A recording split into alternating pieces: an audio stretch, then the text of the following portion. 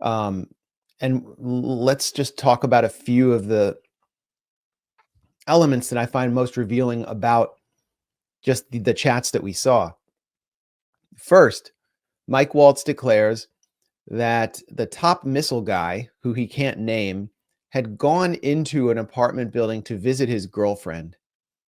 In Yemeni society and most Muslim societies, this is culturally impossible. It's impossible for a woman to live alone in a densely populated area of Sana'a and then to host a male. It's illegal. It's just not possible. And men, particularly if they're part of the Ansar Allah movement, who are devout Muslims, they don't have girlfriends. You get married. Okay, so Mike Waltz either uncovered one of the biggest sex scandals in Yemen with the top missile guy having some illicit affair that goes against all the tenets of Islam, or he's a complete fraud who doesn't know anything about the society he's bombing, and they may be just completely making it up to justify just hitting some targets to get Pete Hegseth excited. So that's the first thing that jumped out at me. The second thing was the vibe that I got, just the vibe, was that these weren't the people that were actually in charge of the policy, and that the policy had been handed down to them. And we know there was a briefing that they undertook about 48 hours before this signal group was set up. And there was a situation room meeting, but the policy was essentially handed down to them. And the intelligence that they got was from who? Israel. Wall Street Journal, exclusive. Israel provided intelligence on a key Houthi military operative targeted in the attack discussed in the group chat with Trump officials. Israel has told the world what its intelligence and targeting, how credible its intelligence and targeting is over the last 17 months by, for example, we'll talk about this later, declaring that a journalist in Gaza, Ismail al-Ghul, one of the most prominent journalists operating in northern Gaza, was a trained Hamas militant and not a journalist. And they produced documentation showing that he was training in an elite Hamas training camp, except that training would have taken place when he was 10 years old.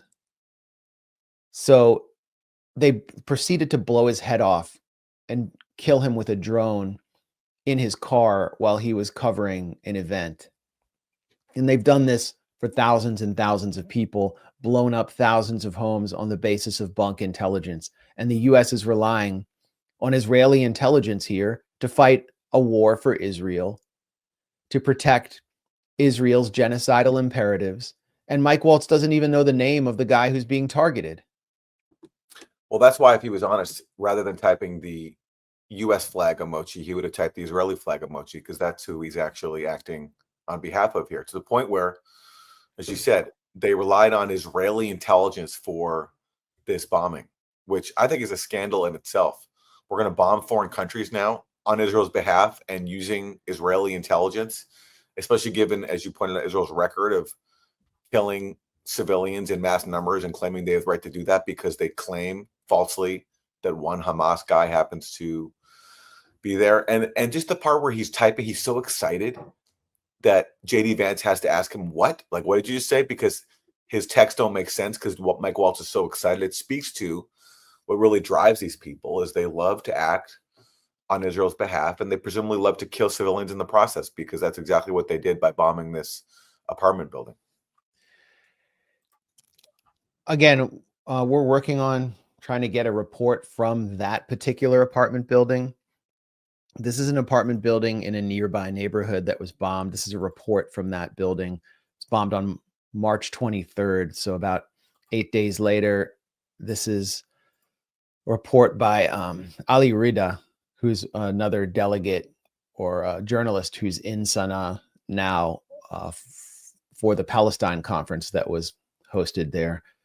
And this will give you a sense of what the bombings are like and what they're like afterwards and what local residents say, which really reminds me of what we've been seeing in Gaza. So we're here in Yemen's capital. Last night, a 4-story civilian building was completely destroyed. In the raid, 5 Yemeni civilians and 14 were killed and 14 injured.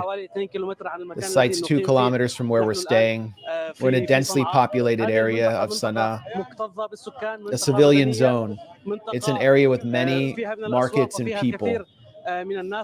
This attack was blatant, a war crime against the Yemeni people. It had no military targets as a local resident, weapons or leaders, just families were here.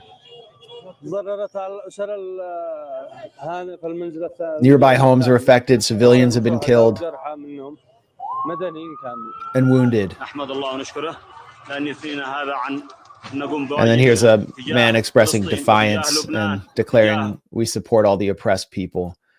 The U.S. bombing continued late last night. It struck near a hotel where many international delegates were staying in Sana'a. Intense bombing all night. And Yemen's top, the supposed killing of Yemen's top missile guy hasn't stopped Yemen from launching locally made ballistic missiles towards Israel, sending them a message that if you don't observe the ceasefire deal that you signed and allow electricity and food into the Gaza Strip, then we will continue targeting you. It is a principled humanitarian intervention. The destruction has spanned out into other provinces of Yemen, including Sada in the hills, where Pepe Escobar recently, who's been on the Grayzone, recently documented the destruction of a hospital there, a cancer hospital. So this is the real scandal to me, Aaron. And if you watch any U.S. coverage of Signalgate, like I've watched hours of it in the last few days, I didn't get one explanation once for why the Houthis or Ansar Allah are actually waging this war or actually involved, or why the U.S. is attacking them, except that they're just Iran-backed terrorists. And that's another interesting dimension here of these chats. I actually don't have the chat in front of me, but in one of them, Pete Hegseth, the Secretary of Defense, declares that Americans don't know who the Houthis are. And so in order for us to market this war, which Americans don't understand, we just need to keep saying Iran-backed Houthis and that Biden failed and blame Biden. So basically they're acknowledging this, as JD Vance acknowledged, there's no American interest there, and that Americans are not interested because this is a war for Israel. Israelis are interested in doing this.